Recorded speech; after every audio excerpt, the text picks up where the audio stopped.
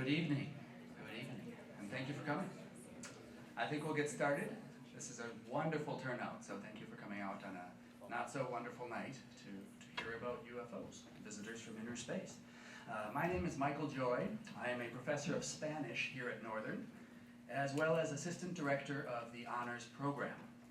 And when I wrote to the deans and department heads earlier asking for sponsors for Dr. Halperin's visit, I promised to thank them in an appropriate and effusive fashion. Thus, I'm going to say this very effusively. Thank you to the Dean of the College of Arts and Sciences, Michael Broadway, the Departments of History and Philosophy and their department head, Keith Kendall, and the Department of Modern Languages and Literatures and its department head, Tim Compton. Their support of the honors program is vital to the creation of a vibrant intellectual community here at NMU and in Marquette. And I see we have a good group of people from Marquette as well. And thanks to all of you for coming as well. You are in for a treat. Our speaker this evening is Dr. David Halperin, novelist and professor emeritus of religious studies at the University of North Carolina, Chapel Hill. Dr. Halperin earned his BA in Semitic Studies from Cornell University and his PhD in Near Eastern Studies from the University of California at Berkeley. He also spent 2.5 years at the Hebrew University of Jerusalem studying rabbinic literature and ancient Jewish mysticism.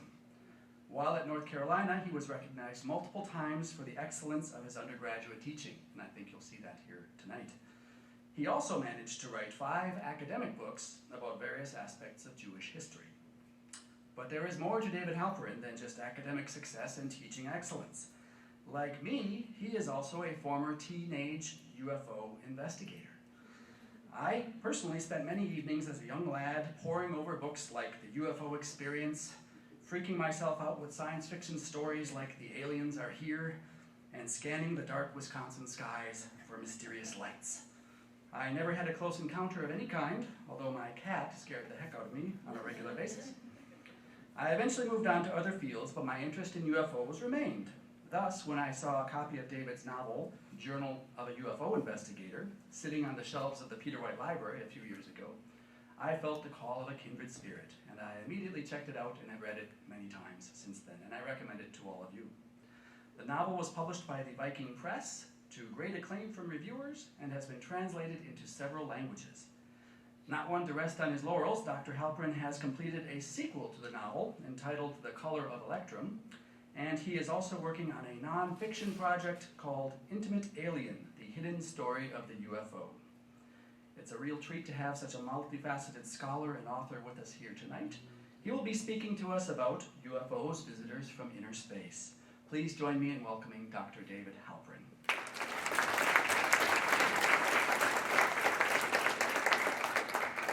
Professor Joy, thank you very much for that wonderful introduction. The individual about whom I propose to speak to you tonight requires no introduction. You all know him, right? You are familiar with him in his grimmer forms, as here, and I will call him a him throughout the evening, although as you see from the central picture, his maleness is somewhat in question. You know him in his grimmer forms as well as his cuter forms. When you see an ad like this, you know why he is an expert and can attest that Cosmic Cantina has the best Mexican food on the planet. You do not need anybody to explain what that ad is about, nor do you need any explanation of who it is who bows the knee to Jesus Christ on this billboard, or why the billboard is particularly appropriate at the entrance to Roswell, New Mexico. Whether it's still there, I don't know. I got that from the web. Now, if I were to ask you to talk about the context in which this figure appears, probably you would give me one of 2 answers.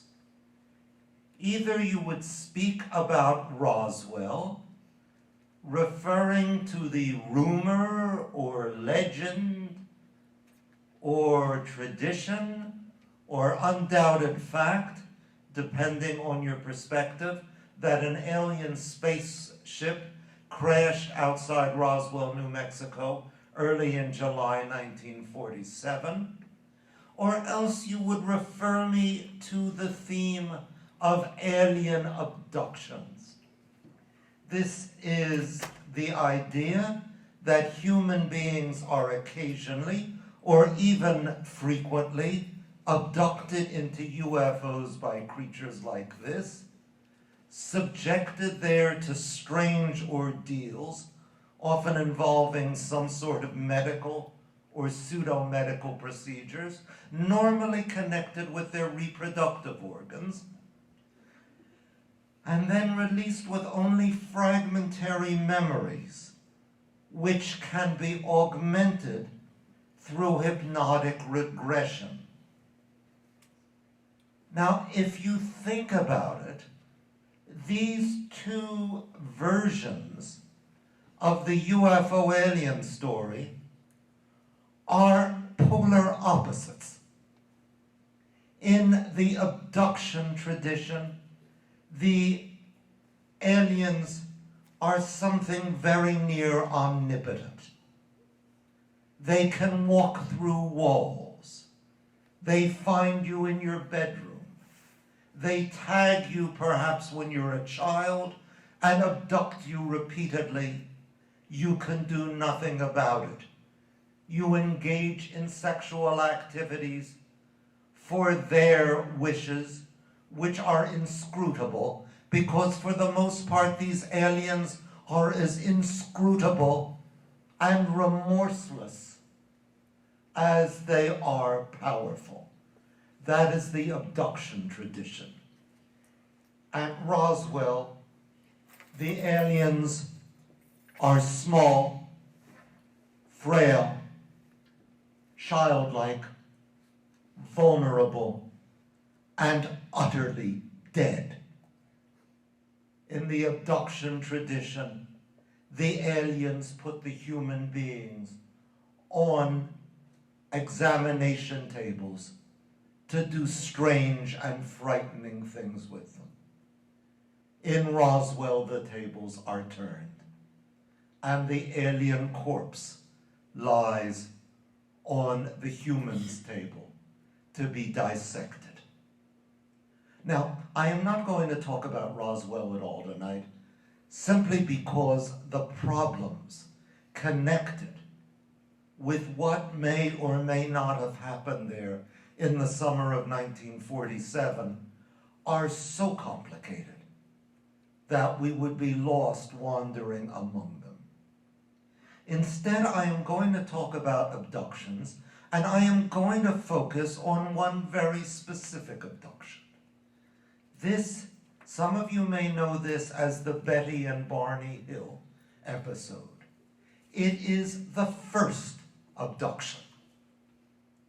If you force me, I may have to qualify that, but I will, unless you do force me, I will let that stand, that it is the first abduction, the granddaddy abduction, the model abduction, and the fountainhead from which all abduction stories follow. Before the early 1960s, when this episode took place, there were no UFO abductions. You will notice that in this episode, the alien figure we've looked at does not yet appear. Betty and Barney experience aliens, but they look very different. Toward the end of my talk, we'll take a look at how our familiar alien makes his appearance. Now, before I go any further, I need to tell you some of my own beliefs and disbeliefs about UFOs. I do not believe that UFOs are machines flying around our skies. I do not believe they are visitors from outer space, hence the title of this talk. I do believe they are real, but not in a physical sense. I do believe they are alien, but our own alienness coming from the depths of our souls, which is home to enough alienness to fill a galaxy. I do believe there is a real UFO mystery, and that it is a human mystery bound up with who we are as individuals, as a culture, and as a species. I believe that UFOs are a myth, but be very careful. I do not use the word myth in its common sense to mean bunk, falsehood, something that you can dismiss and forget about. I use it in the sense in which the great psychologist Carl Jung used it, as something profoundly true and real, coming from the depth of our shared awareness as human beings, and of the highest importance.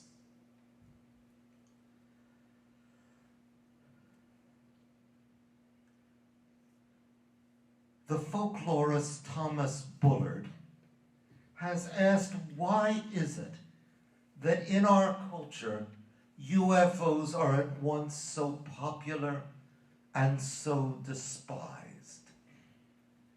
UFO popularity, I could give you lots of evidence for it. You could provide it just as easily yourselves. One piece of evidence that struck me particularly in the past year or so is UFO festivals. I have set up a Google alert so that I get every 24 hours whatever stories about UFOs appear on the web, and I find that UFO festivals are springing up in cities and towns all across this country. Of course, they are intended as moneymakers. The fact that they are assumed that to be moneymakers, counted on as moneymakers, is what is important. Often these days, a UFO festival is a 50-year commemoration of some event from the 1960s. Sometimes the event goes back even earlier, to the beginning of the UFO era. And by the way, what is the beginning of the UFO era?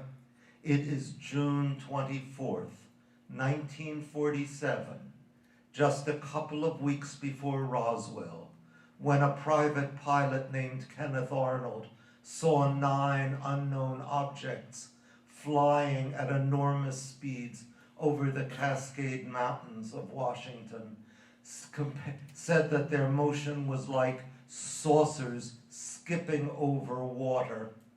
The press turned this into flying saucers, and thus a new phrase was added to the English language. Now, take as an example the UFO festival, which happens every May in McMinnville, Oregon. Why McMinnville, Oregon? Because 65 years ago, a farmer named Paul Trent caught or faked the photograph you're looking at of a domed disc, a photograph that has never been satisfactorily explained. And now, 65 years later, there are celebrations in the streets of McMinnville. Let's see if we can get to watch one. Nope. Let's see, what do I do? F7, is it? We rehearsed this. Yes.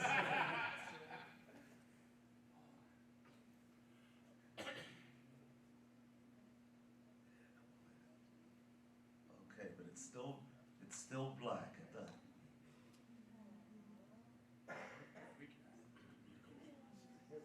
There, okay.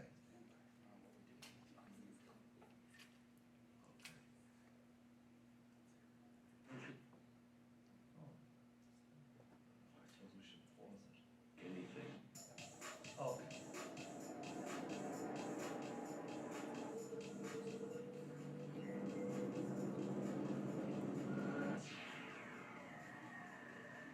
Already, many of the mutants disguised as human beings are walking the streets of Earth City.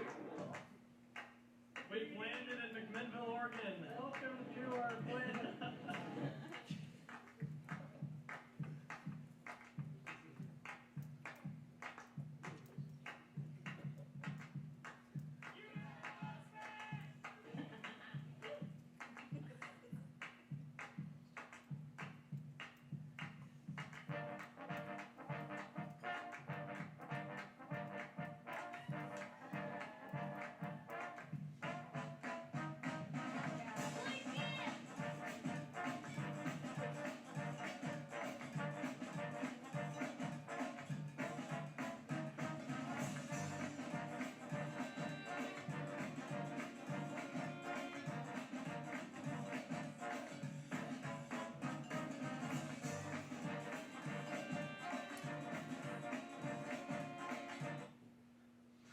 Okay, the video goes on for a few more minutes, but you get the point.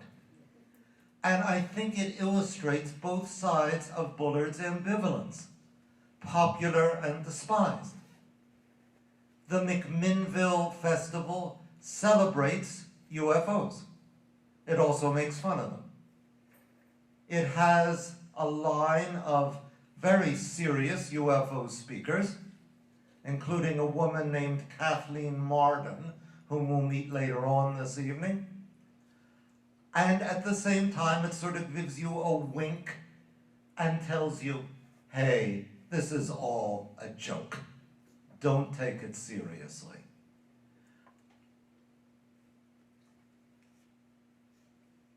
UFOs are, for most people, a familiar joke, and if you take it seriously, you risk becoming yourself a butt of ridicule. I will take that risk if I can persuade you of anything this evening. It will be the immense gravity of the UFO. In some respects, its tragic gravity, and also its profound mystery, a mystery for which I have clues, but no final answers. Now, ladies and gentlemen, that is the introduction to my talk. I will ask you, if you want to discuss issues in the talk, to hold off till the end. But if there are any questions of clarification, raise them as we go along. Is there anything I need to clarify so far? Okay? Then we are going to watch a myth being born. The place is an office in Bay State Road in Boston. The time is December 1963. We are in the office of Dr. Benjamin Simon. Dr. Simon is a psychiatrist. He is also an acknowledged expert on therapeutic hypnosis, which he used to treat military psychiatric disorders during World War II, when he was chief of neuropsychiatry at Mason General Hospital in Long Island. In case you're wondering, Dr. Simon does not believe in UFOs. He is not interested in UFOs, but his commitment is to help his patients. And the way he does that is that whatever experience they believe they've had, he gets there with them in that experience. He's about to see a pair of new clients named Betty and Barney Hill. The hills have come for treatment of Betty's nightmares and persistent anxiety, for Barney's anxiety and insomnia, ulcers, and high blood pressure. In addition to these serious ailments, Barney has another, or has had another, which is minor but distinctly weird. A ring of warts have appeared in a perfect circle around his groin and needed to be surgically removed. The Hills are solid citizens. They live in Portsmouth, New Hampshire. They are pillars of their Unitarian Universalist Church. They are perhaps a shade more liberal than most people, and they are actively committed to civil rights at a time when civil rights are not quite respectable in many quarters, and Martin Luther King's "I Have a Dream" speech is a recent memory. But generally they are quite typical middle-class New Englanders in early middle age. There are two very unusual things about them. This is the first. You did not see this kind of a couple very often in the early 1960s. I assume this is their wedding picture. I gather that from the suitcase and also from the fact that they look somewhat younger in this photo than they do in the more formal portrait with their dog Delcy, who is a minor character in this story. That is the one, but you already see the one unusual thing about them. The other is that Betty in particular is convinced that Barney's troubles and her troubles have to do with an encounter with a UFO on a lonely New Hampshire highway more than 2 years earlier. And I'm going to jump back. The slides are not quite in the right order. These are 3 dates, one of the first of which I've mentioned, the beginning of the modern UFO era. The second is the night of September 19th to 20th, 1961, when Betty and Barney Hill have their UFO encounter. The third is February 22nd, 1964, when Dr. Simon, having gotten the Hills used to the whole process of being hypnotized, for the first time regresses Barney Hill. And if you want to write anything down, I would write down these last 2 dates. The 1964 date will turn out to be important in a somewhat surprising way later on. Now, here's the Hills story. That in September 1961, they made a spur-of-the-moment decision to take a short vacation, see Niagara Falls, circle back through Canada to Montreal, and then head back home to Portsmouth. And you see in the upper left-hand corner of the map Montreal, then you follow the dots, you get down to Sherbrooke, then you cross the border into Colebrook, New Hampshire, and then go down Route 3 until you hit Concord. Then you make a left and you're home in Portsmouth. In their spontaneous enthusiasm for the trip, they didn't calculate expenses as well as they might. The last night of the trip, they found that they were running low, so they decided instead of staying in a motel, they would drive into the night until they got home, which they expected would be around 2 or 3 in the morning. Sometime around the middle of that night, driving south from Colebrook through the White Mountains of New Hampshire, they became aware of a light in the sky that seemed to be following. It moved against the background of the fixed stars. so it couldn't be a star and it couldn't be a planet. Barney insisted it had to be a plane, even though it made no sound they could hear. Betty thought it was something more unusual. Now, here's the story that Betty told a week after the sighting. She put this is in a letter. We stopped our car and got out to observe it more closely with our binoculars. As it approached our car, we stopped again. As it hovered in the air in front of us, it appeared to be a pancake in shape, ringed with windows in the front through which we could see bright blue-white lights. Suddenly, 2 red lights appeared on each side. By this time, my husband was standing in the road, watching closely. He saw wings protrude on each side, and the red lights were on the wingtips. As it glided closer, he was able to see inside the object, but not too closely. Barney was using his binoculars at the time. He did see several figures scurrying about as though they were making some hurried kind of preparation. One figure was observing us from the windows. From the distance this was seen, the figures appeared to be about the size of a pencil and seemed to be dressed in some type of shiny black uniform. And I'll break off here to show you a picture of a sketch that Barney drew and later displayed of the object he saw. At this point, my husband became shocked and got back in the car in a hysterical condition, laughing and repeating that they were going to capture us. He started driving the car. The motor had been left running. As we started to move, we heard several buzzing or beeping sounds, which seemed to be striking the trunk of our car.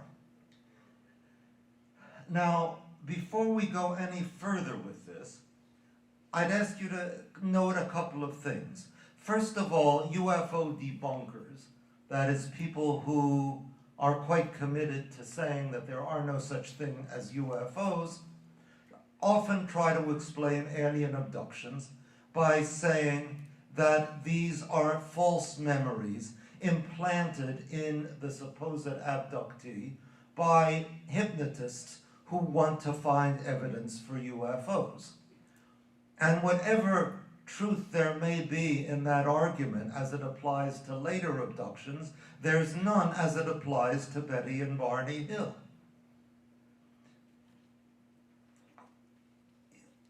Even before being hypnotized by Dr. Simon, Barney Hill saw a disc with windows and some sort of human-like figures inside the windows. And Dr. Simon, having no belief in UFOs and no interest in them, was certainly not going to implant any false memories in Barney. Also notice one other minor puzzle. Barney is hysterical, thinking he's going to be captured. And it turns out he's right. Before the night is over, he and Betty are captured. How does he know? So anyway, the Hills remember little of what happened after this vision, after this. They hear a second series of beeps, have a vague impression of something like the moon sitting in the road. They get home at 5 o'clock in the morning, not 2 or 3 o'clock, as they'd anticipated. 10 days later, Betty begins having strange dreams of her and Barney being stopped at a roadblock and taken aboard an alien craft. The dreams go on 5 nights and then stop. Barney poo-poos it all. There's no such thing as flying saucers. End of discussion. He gets quite angry when Betty tries to say there are. Yet as 1961 passes into 1962, he goes along with Betty on a string of compulsive, futile trips back along Route 3, hunting for the site of their experience, hoping somehow to find the key to what's been troubling them. His ulcers get worse. The warts appear in his groin. Conventional psychotherapy gets nowhere. Voila. Dr. Benjamin Simon. On February 22nd, 1964, as I told you, Simon, for the first time, does a hypnotic regression. I want you to tell me in full detail all of your experiences, all your thoughts, all your feelings. And Barney's mind first goes to the motel where he and Betty stayed the night before the sighting, before they reached Montreal. The thoughts that were going through my mind were, would they accept me? Because they might say they were filled up, and I wondered if they were going to do this, because I was prejudiced. Well, doctor, because you were prejudiced? Barney, because they were prejudiced. Doctor, because you were a Negro? Barney, because I am a Negro. Now, as Barney goes on with this hypnotic reliving of the night, he returns again and again to his fear of prejudice and rejection. And we are reminded, almost agonizingly, how for these two people, the simplest acts of daily life were a continual exercise in courage. At a restaurant just before they begin their drive, the people seem friendly or pleased to see him and Betty. But a dark-skinned waitress is unfriendly, and he wonders whether she wonders whether I know she is Negro and is passing for white. Outside another restaurant, everybody on the street passing by us is looking, and we go into this restaurant and all eyes are upon us. And I see what I call the stereotype of the hoodlum. That is, teenagers wearing ducktail haircuts. And I immediately go on guard against any hostility. Barney then begins to rebuke himself. They didn't act hostile. Just because they had haircuts like this. Why was I so suspicious? He's very hard on himself. Why is he so suspicious?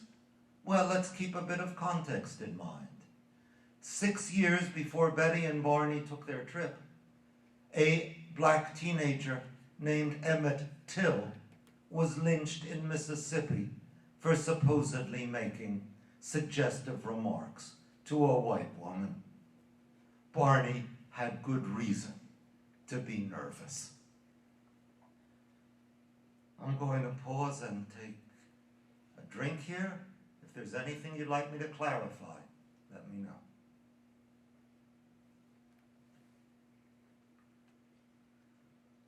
Barney then relives for the doctor his and Betty's experience as they drive southward through the darkness. The light appears. At first he thinks it's a star, but it's moving. Then it's a satellite. Then he's sure it's an airplane. But why won't it go away? And in the hypnotic trance, he starts talking to his wife. Betty, this is not a flying saucer. What are you doing this for? You want to believe in this thing, and I don't. And suddenly he cries out, I want to wake up. The doctor reassures him he's safe, he can go on. It's right over my right. God, what is it? And I try to maintain control so Betty cannot tell I'm scared. God, I'm scared. Now later, after the Hills leave his office, Simon will write that the patient showed very marked emotional discharge. Tears rolled down his cheeks.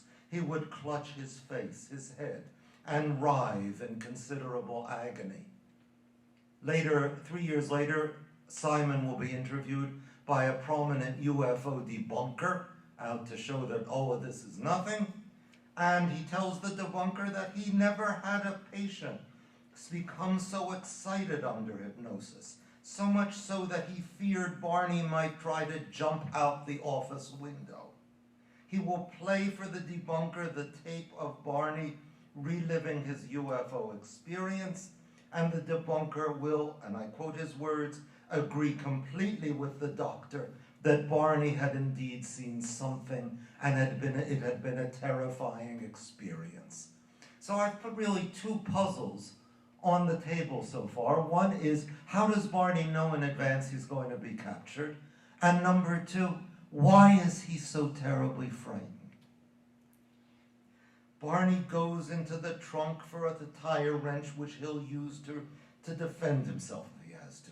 I'm not afraid, I'll fight it off, I'm not afraid. He crosses the road toward the thing.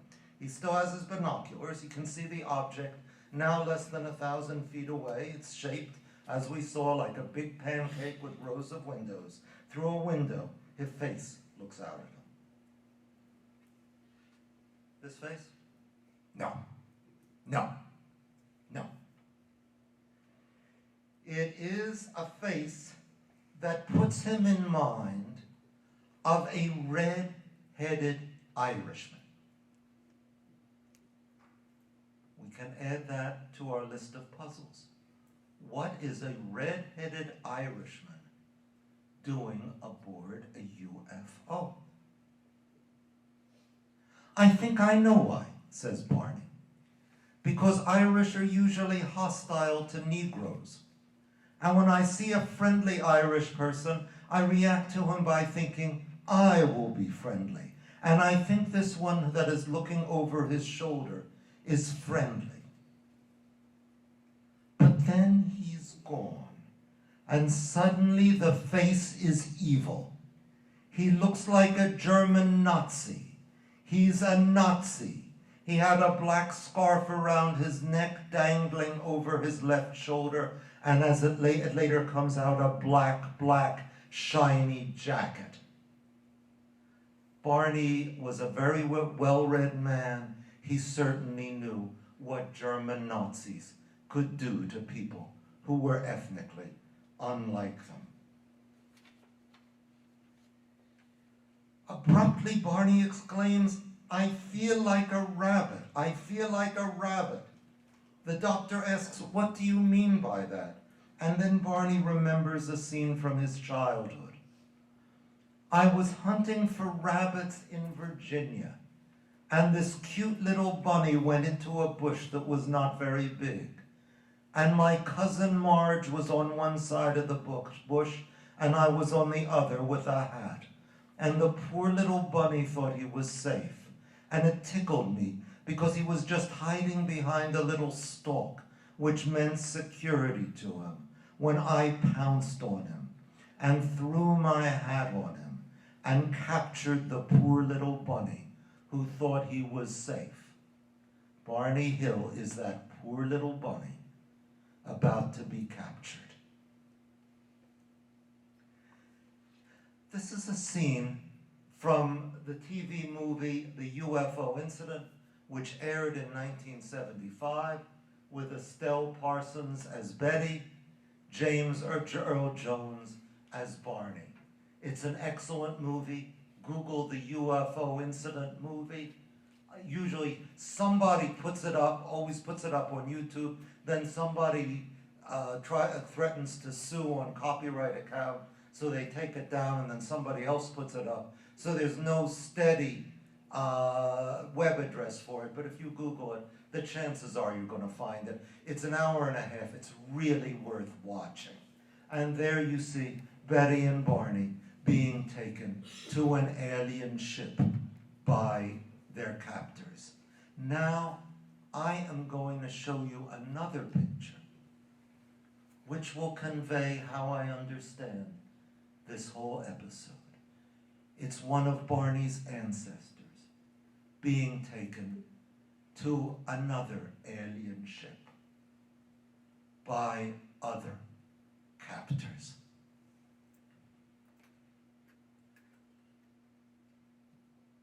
I cannot guarantee that this is precisely a picture of Barney Hill's forebears. But stories like this were common in 18th century West Africa. You are abducted, perhaps in a night raid on your village, by other Africans who have found out that it is good business to trade with the strangers who come from across the sea. This is accompanied by the burning of you and your neighbors' homes. or you're taken prisoner of war, which amounts to pretty much the same thing, since war tends to be a mechanism for getting hold of merchandise to be sold to the strangers.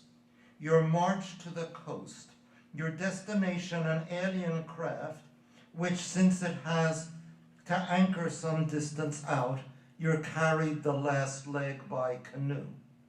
As you draw near the craft, you might see, and I'm quoting one historian, dark faces framed by small holes in the side of the ship above the waterline, staring intently at you, while above you dozens of black women and children and a few red-faced men peered over the rail.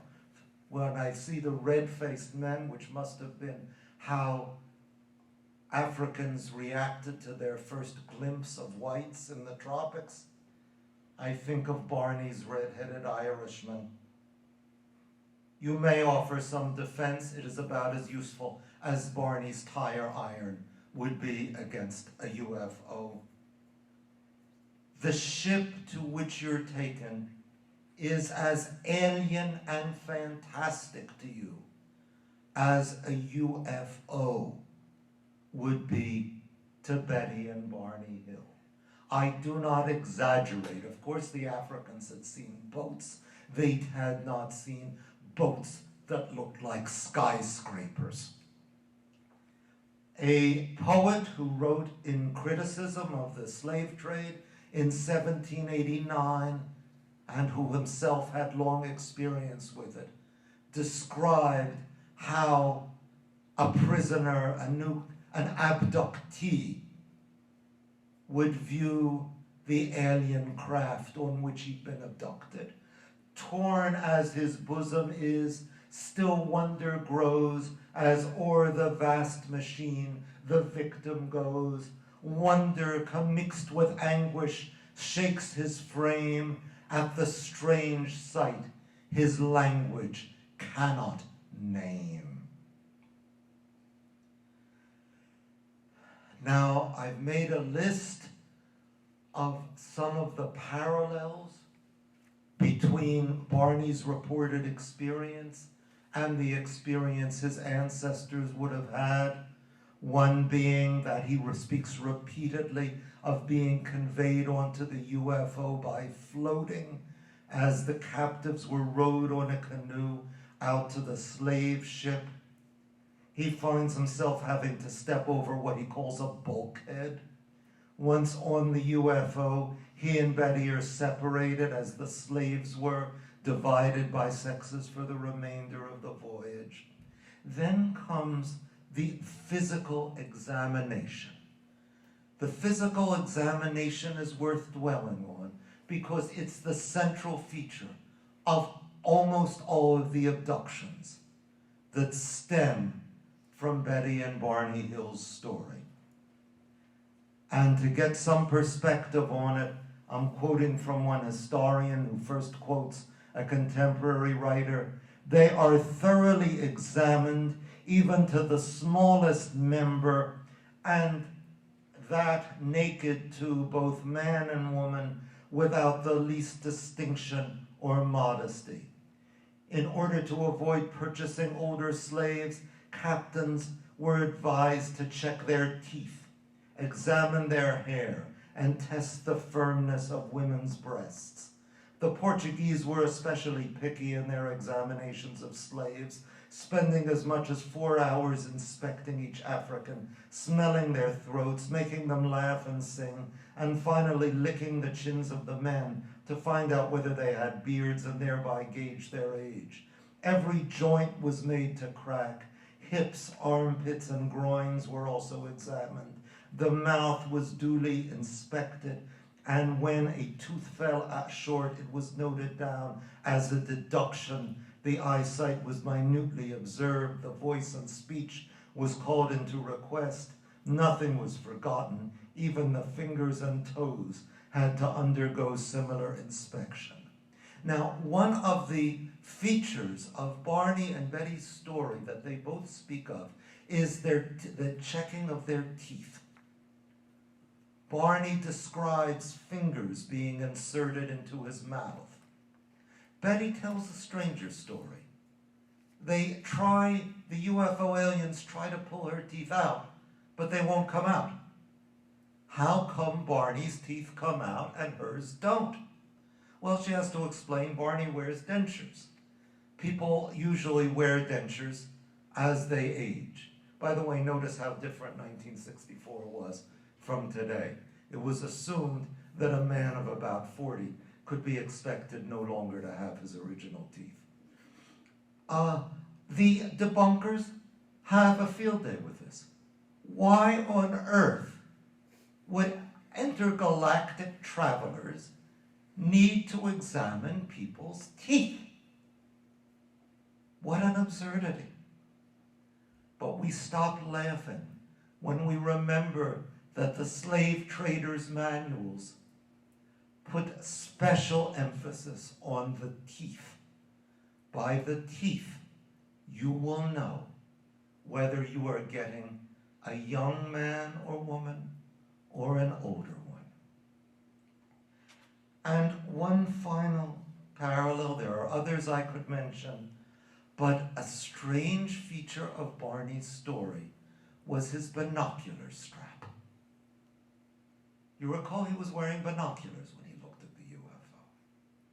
At some point during his experience, he tore his binoculars off his neck with such force that his neck was bruised. And we might wonder, why was he so anxious to get that strap off his neck? Look at this picture and I think you'll understand. This is what's called a coffle of slaves being led to the coast, connected around their necks, sometimes by pieces of wood, sometimes by leather straps. Now, what am I saying here? Barney Hill was a well-read man, but I am not saying that he had read accounts of slavery and imagined them happening to him. I am saying something vastly more controversial. I am saying that the trauma of African slavery had been transmitted through the generations to the descendant of the slaves. If you ask by what mechanism can this have happened, I would say that therapists who work with the children of Holocaust survivors have come across again and again the phenomenon that the survivors' experience is transmitted to their children, not by words, but by actions.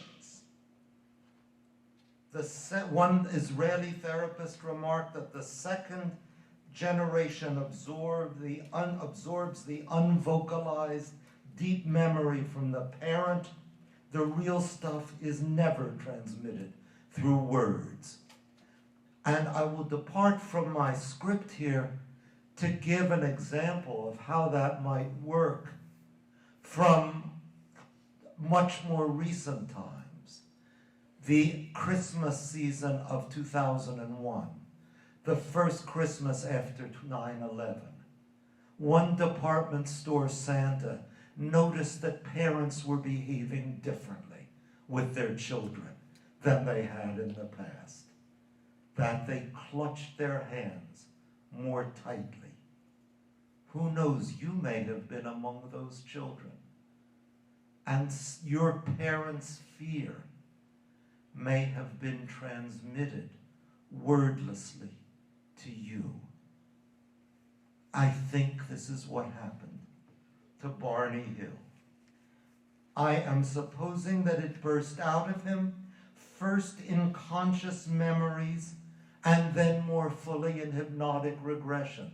No one had to put the abduction into Barney's mind. The abduction had been there from his earliest childhood. I am positing that it came out in connection with a mysterious light that he saw following in him and his wife through the New Hampshire mountains. And you may note that I have not explained what that light was. I am going to come back to that.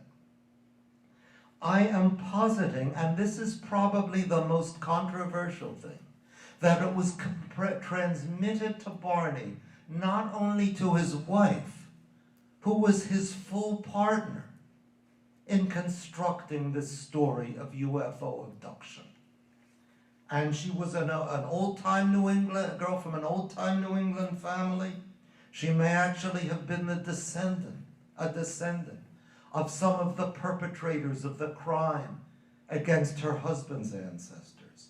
But over the next few decades, thousands of Americans, overwhelmingly Caucasian, who never knew Betty or Barney Hill, but who shared complicity in this country's historic crime, remembered, under hypnosis or not, having been the victims of it.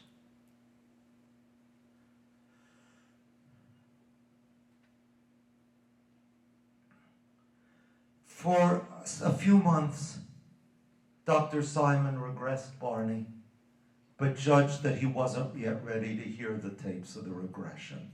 Finally, in April 1964, he played the tapes for Barney outside hypnotic trance. And Barney describes how, as the tapes went deeper and deeper into the part I had never remembered, there was the feeling as if heavy chains were lifted from my shoulders. I felt that I need no longer suffer the anxieties of wondering what happened. And I will suggest to you, ladies and gentlemen, that it was not accidental that Barney used the image of heavy chains. You've heard my main point, but I need to clear up a few things, and I need to introduce that UFO alien with which we started. I have not forgotten him. First, what was that light? In the year 2007, a New Hampshire family called the McDonalds did something which, according to Jim McDonald, the father, nobody had ever thought of doing before, and that is driving south on Route 3 in the middle of the night, as Betty and Barney did. As this is 1961 to 2007, 46 years. As in Barney and Betty's time, Route 3 was deserted in the middle of the night. According to McDonald, students at a nearby college used to set up a volleyball net across the highway in the middle of the night and play volleyball, quite comfortable that no cars would come to disturb them. As they drove, the McDonalds saw a light following them. It behaved pretty much as Betty's and Barney's had. It's spooky, McDonald said, even if you know what it is.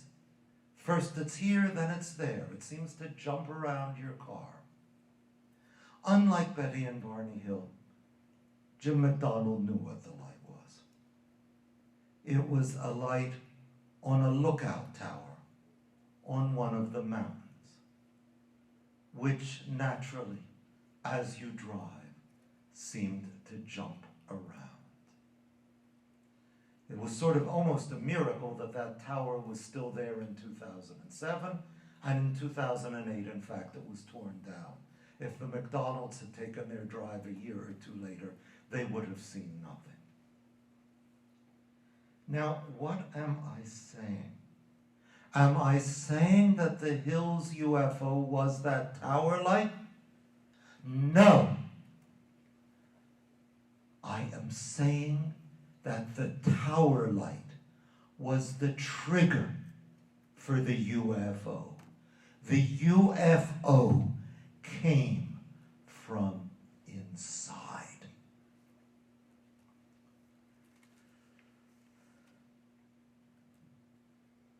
A few more dates.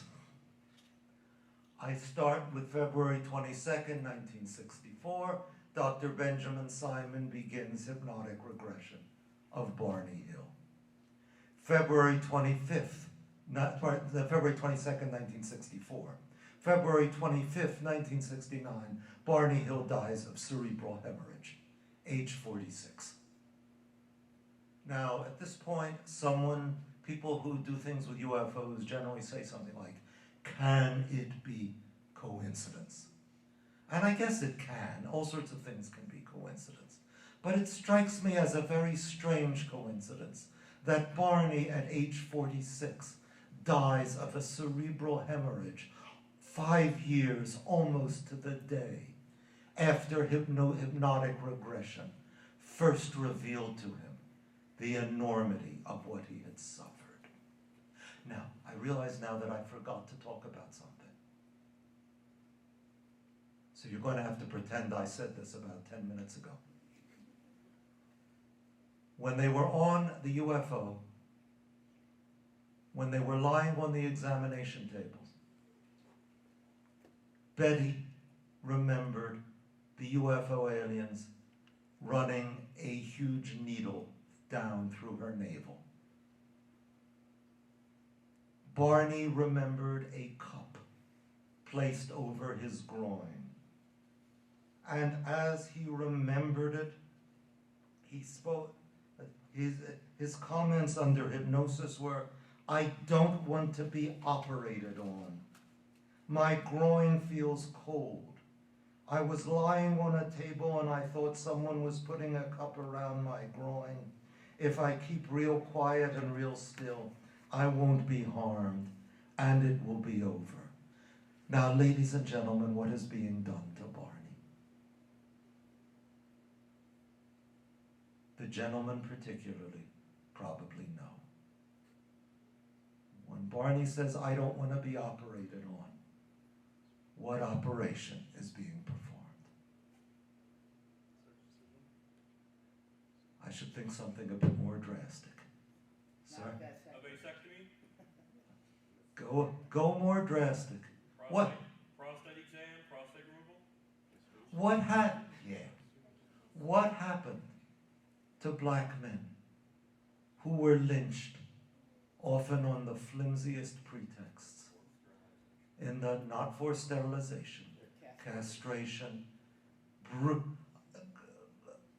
brutal castrations done in the context of horrible lynchings. And I think this has become part of the outrage that is inside Barney. Betty, I think, what's being done to Betty is that her fetus is being killed by that needle. Keep your eye on those warts that emerged where the cup had been placed. I don't believe that cup was a real object in the physical world. I believe it came out of Barney's inner memories and inner terrors. But I believe it was real. Things that are not real do not raise warts.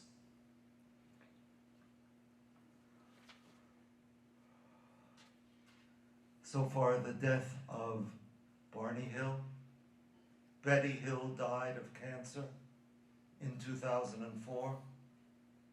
After her death, her niece, Kathleen Martin, who spoke at that McMinnville UFO festival, lobbied the state of New Hampshire to set up a commemorative plaque along Route 3 in memory of what happened to Betty and Barney Hill.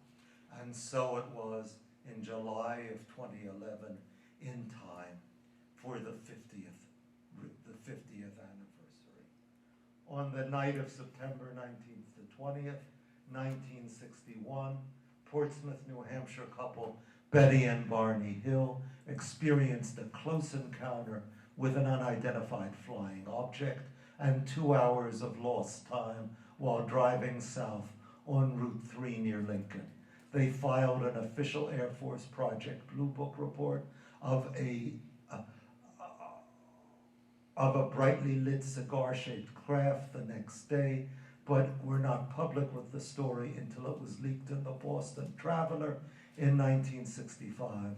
This was the first widely reported UFO abduction report in the United States. Now, I am 5 minutes from the end of my time, and I still have not told you where this figure appears. Barney didn't see him. He saw a red-headed Irishman, a German Nazi, and throughout the Hills experience, the beings who abduct them are frightening looking indeed, but essentially male human beings, just the way the Africans must have imagined their captors. Their eyes are strange.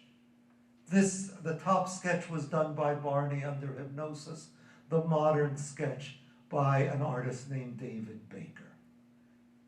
And you see that the most bizarre feature of our UFO alien is beginning to appear. But still those eyes are basically human. They have at least an iris, possibly also a pupil.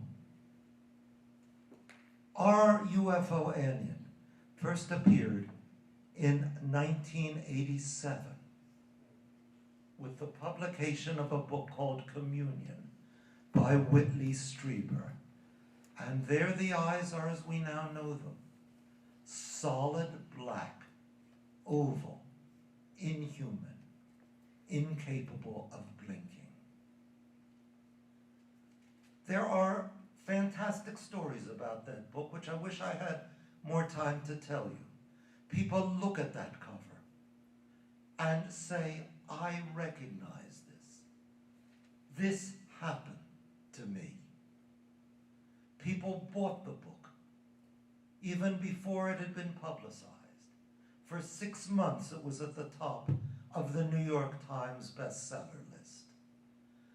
One urban legend from New York City describes how 2 aliens were spotted looking through Communion in a Lexington Avenue bookstore, criticizing what the book said, as if people felt that in that cover the aliens were physically present. Where does this alien come from? The debunkers often have an answer. He comes from Spielberg movies, Close Encounters of the Third Kind, and E.T. Here's Close Encounters of the Third Kind. The eyes are not the same. And if you watch that movie, if you haven't seen it recently, it's well worth watching again. You'll notice that they blink very prominently, not like our UFO alien eyes. Here's E.T., even less like the UFO alien. The face that most looks like the UFO alien is a mask or a sculpture of a human being in a mask made 6,000 years ago in what's now Kosovo in the Balkans. Maria Gimbutas published a number of these sculptures, and this one looks to me stunningly like our UFO alien. Well, ladies and gentlemen, give me another 5. Yeah. Ladies and gentlemen, what are we to make of that? My answer that this goes back to African slavery is not going to work. There wasn't any African slavery in the Balkans in 4000 BCE. So how are we to explain the resemblance? I can think of 4 hypotheses. One is pure chance. Can it be coincidence? Well, yeah. There are a limited number of configurations that a human-like face can take on, and perhaps it's just chance that these two look so much alike. Did space people land in the Balkans 6,000 years ago? I don't believe it. And it's not just that I don't believe that UFOs are from outer space, it's that in her book, Maria Gimbutas gives a whole series of these ancient sculptures, and it's clear how this image developed out of older forms. It's not some alien landing. Is it possible that Ted Jacobs, the painter who painted that picture of Whitley Strieber's alien at Strieber's direction, is it possible that he had seen this mask? I think it is very possible. The photograph you've seen was first published in 1959, although not in color. I do not know when it was first published in color. And then there is a fourth option that I myself would harness to the first one. That it is something archetypal, using Jung's language, something that comes very, very deep out of our collective awareness, with a power over us that we do not understand and can only feel. I can't answer this question, but I told you at the beginning, I don't have any final answers. If I don't have any final answers, how am I going to wrap up this talk? And I will do it with a passage from Freud's interpretation of dreams, which has haunted me ever since I read it 30-odd years ago. There is often a passage, Freud writes, in even the most thoroughly interpreted dream, which has to be left obscure. This is because we become aware during the work of interpretation that at that point there is a tangle of dream thoughts which cannot be unraveled and which moreover adds nothing to our knowledge of the content of the dream. This is the dream's navel, the spot where it reaches down into the unknown. The dream thoughts to which we are led by interpretation cannot, from the nature of things, have any definite endings. They are bound to branch out in every direction into the intricate network of our world of thought. It is at some point where this meshwork is particularly close that the dream wish grows up like a mushroom out of its mycelium. I was the one who emphasized this is the dream's navel, the spot where it reaches down into the unknown. I think that in the collective dreams that are human cultures, the UFO is the spot where they reach down.